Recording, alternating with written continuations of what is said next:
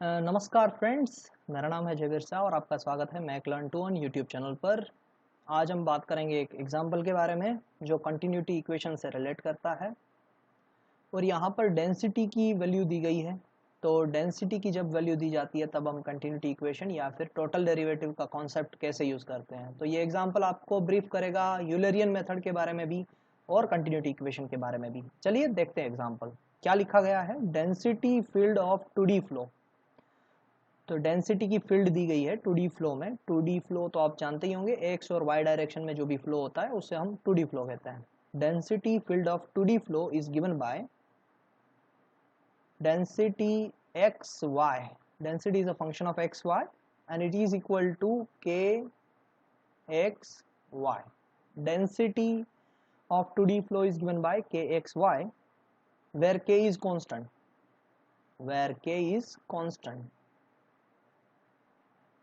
So it is very much clear now. If the velocity field represent a possible incompressible flow, तो यहाँ पर और एक data दिया गया है that such kind of flow is incompressible.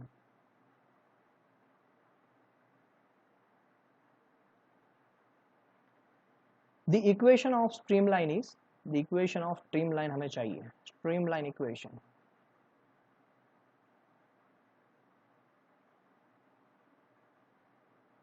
क्या होगा ये हमें बताना है। तो चलिए फ्रेंड्स हम सॉल्व करते हैं इस इक्वेशन को।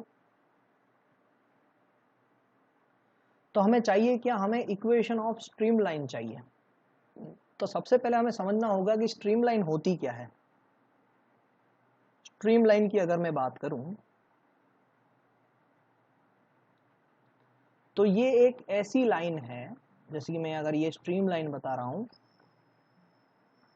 तो ये एक ऐसी लाइन है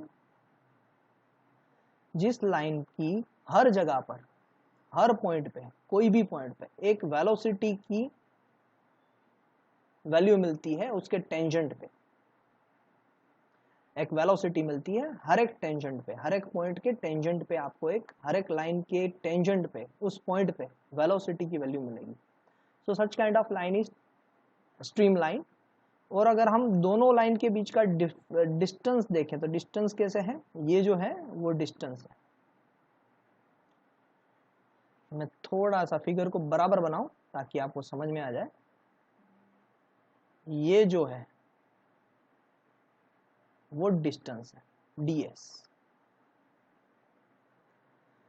तो ये जो डिस्टेंस है और ये जो वेलोसिटी है वो एक दूसरे को परपेंडिकुलर रहेगा।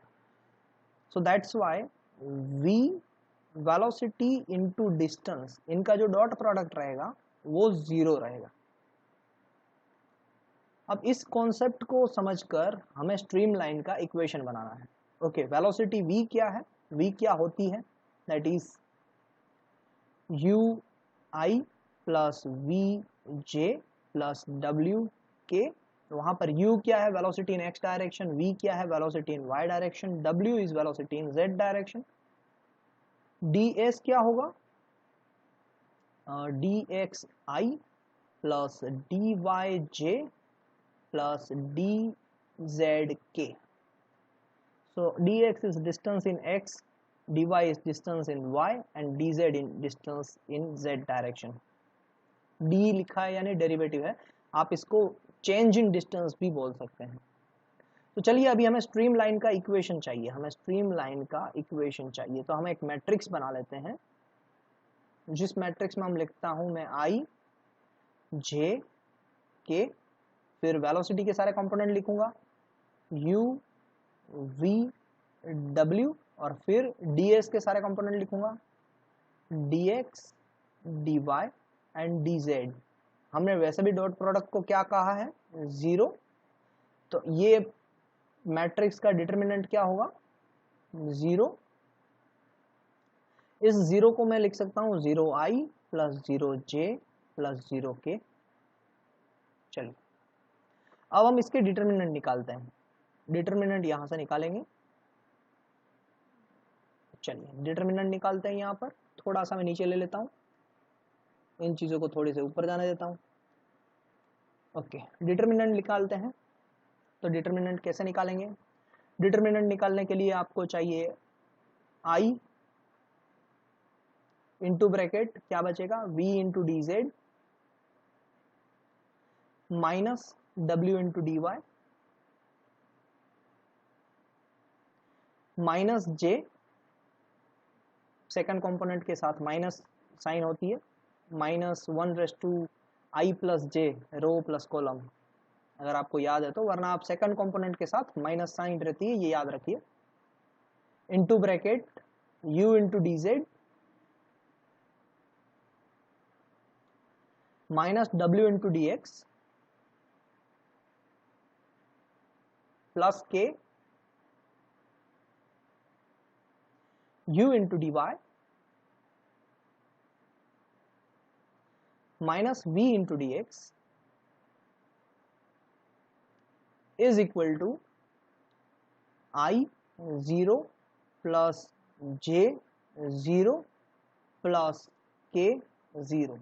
तो हमें सभी कंपोनेंट को 0 के साथ इक्वेट करना है। तो हमारे पास तीन इक्वेशन आए, one equation is v d z minus w d y is equal to 0, दूसरा इक्वेशन यहाँ से है, तो ये माइनस है इसलिए मैं यहाँ पर लिख रहा हूँ w d x minus u d z is equal to 0, and third component है u d y minus v d x is equal to 0। Okay, अब अगर 2D फ्लो किस डायरेक्शन में दिया गया है, x एंड y डायरेक्शन में दिया गया है, तो हम ये इक्वेशन का यूज करेंगे x एंड y वाला। अगर 2D flow x and z direction में दिया गया है तो हम ये इक्वेशन का यूज करते हैं, और 2D फ्लो अगर y एंड z डायरेक्शन में दिया गया होता तो हम ये इक्वेशन का यूज करते हैं। तो अभी हम फिलहाल ये इक्वेशन का यूज करेंगे एक्स वाई वाला, क्योंकि हमें जो फ्लो दिया गया है वो एक्स एंड वाई डायरेक्शन में है। तो इस इक्वेशन का यूज करता हूं मैं, इस इक्वेशन को और सिंप्लीफाई करता हूं, मैं स्लोप ढूंढने की कोशिश करता हूं स्ट्रीम फंक्शन का। तो स्लोप क्या होगा, u d y is equal to v d x, और d y by d x क्या होगा, d y by d x is equal to v divided by u. तो ये स्लोप हमें मिल गया, बस ये स्लोप से हम इंटीग्रेट करेंगे तो इक्वेशन भी मिल जाएगा। बट हमें चाहिए क्या, v की वैल्यू एक्स वाई के टर्म में, या फिर v बाई यू की वैल्यू एक्स वाई के टर्म में चाहिए। So now our aim is to find out v by u value in x y term.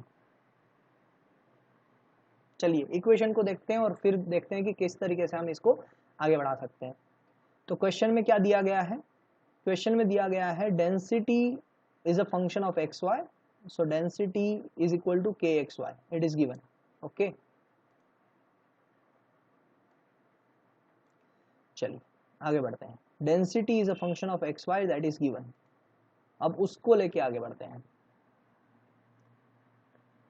तो हमारे पास अवेलेबल है density of xy is equal to kxy, density is a function of xy और इसका equation है kxy, इसे लेके हमें आगे बढ़ना है। तो मैंने कहा आपको कि यूलरियन अप्रोच आपको समझ में आएगा यहाँ पर, और जनरलाइज कंटिन्यूटी इक्वेशन भी यहाँ पर आप समझ सकते हैं, क्योंकि यहाँ पर लिखा हुआ है इनकम्प्रेसिबल फ्लो।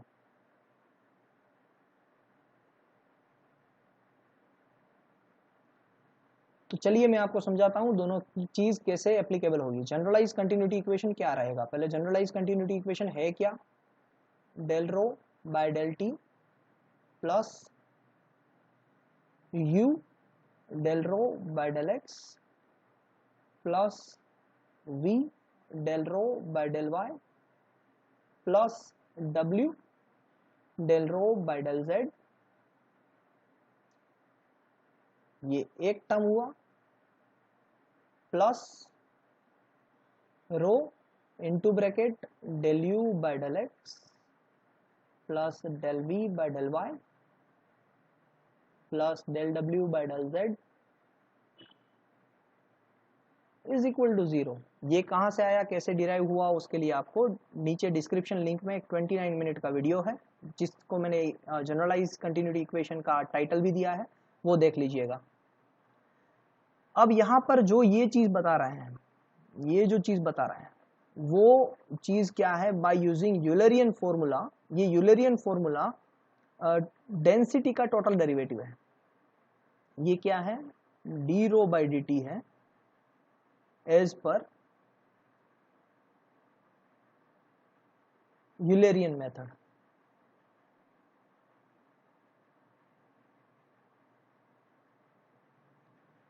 और अगर हमें दिया भी किसके टर्म में है, डेंसिटी के टर्म में दिया गया है इक्वेशन, और इनकम्प्रेसिबल है, तो इनकम्प्रेसिबल के लिए क्या होगा, for incompressible density is constant with respect to time and with respect to space x y and z। तो ये जो टर्म होगा वो जीरो हो जाएगा, ये टर्म जीरो हो जाएगा, क्योंकि डेंसिटी कांस्टेंट है with respect to time and with respect to space. Space क्या होता है, एक्स वाई जेड, अगर किसी को नहीं पता है तो ये टर्म जीरो हो जाएगा पूरा टर्म। तो बोलोगे सर तो ये टर्म हम काफ़ी टाइम यूज़ करते हैं, ये टर्म कब यूज़ करेंगे, तो मैंने इस पे ऑलरेडी एक एग्जांपल बनाया है, जब हमारे पास u v w या फिर वेलोसिटी वेक्टर की वैल्यू दी जाती है तब हम इस टर्म को जीरो गिनते हैं। अभी हमारे पास डेटा में क्या दिया गया है, डेंसिटी की वैल्यू जीरो दी गई है, डेंसिटी की वैल्यू दी गई है, तो इसीलिए हम ये आगे वाला इक्वेशन यूज करेंगे।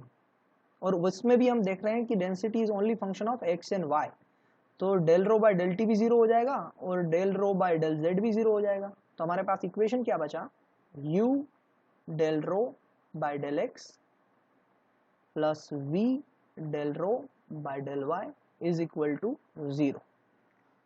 ये सारे टर्म तो जीरो ही हो जाएंगे क्योंकि u v और w की वैल्यू तो है नहीं, और हमें इनकम्प्रेसिबल फ्लूइड दिया गया है, और इनकम्प्रेसिबल फ्लूइड के लिए हम मानते हैं कि डेंसिटी स्पेस और टाइम का फंक्शन है, इसीलिए ये जो फर्स्ट पार्ट है उसे हम जीरो कंसिडर करके चलते हैं।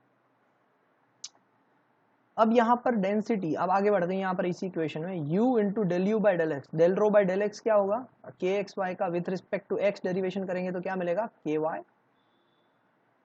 Plus v, k x y का with respect to y derivation करेंगे तो क्या मिलेगा, k x is equal to zero.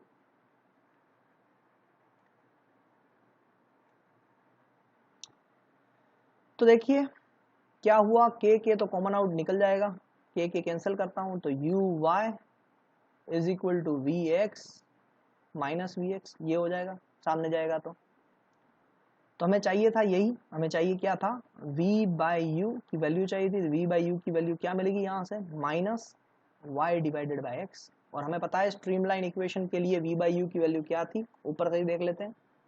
देखिए v बाई यू क्या था, dy बाई डी एक्स था, बस वो चीज़ यहाँ पर रखते हैं, v by u is equal to dy by dx as per the streamline slope equation। तो अब ये दोनों को इक्विवेलेंट करते हैं तो क्या मिलेगा हमें,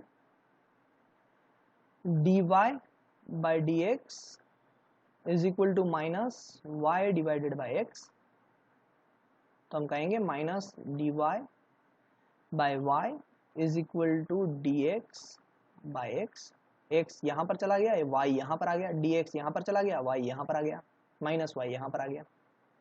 अब dy बाय y को राइट हैंड साइड पे लेके जाते हैं तो क्या मिलेगा हमें, dy by y plus dx by x is equal to zero.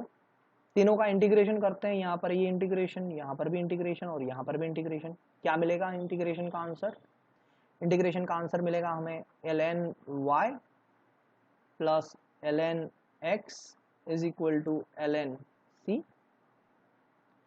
लोग का जब एडिशन होता है तो लोग का मल्टीप्लिकेशन हो जाता है, तो ln y plus ln x is equal to ln yx is equal to ln c, और दोनों के साइड में ln है तो निकल जाएगा, तो xy is equal to c is the answer किसके लिए, जब density is equal to k x y और फ्लो कैसा है, इनकम्प्रेसिबल। तो उस फ्लो के लिए ये क्या है, स्ट्रीमलाइन का इक्वेशन है, इक्वेशन ऑफ स्ट्रीमलाइन। तो इस वीडियो में हमने जाना कि किस तरीके से हमें स्ट्रीमलाइन का इक्वेशन निकालना है, स्ट्रीमलाइन का स्लोप क्या होता है, dy by d x is equal to v by u. अब ये याद रख लीजिएगा, बार बार इसको डिराइव करने की जरूरत नहीं है, मैंने आपके पूरे कॉन्सेप्ट क्लियर हो इसीलिए पूरा डिराइव किया है। और साथ में हमने जाना कि कब हमें डेंसिटी वाला टर्म यूलरियन इक्वेशन को 0 रखना है। तो जब हमारे पास डेंसिटी की वैल्यू दी गई है तब हमें उसको 0 रखना है। जब हमने v की वैल्यू वेक्टर वेलोसिटी वेक्टर की वैल्यू दी जाती है तो हम del u by del x plus del v by del y plus del w by del z 0 रख सकते हैं। So thank you very much and have a nice day.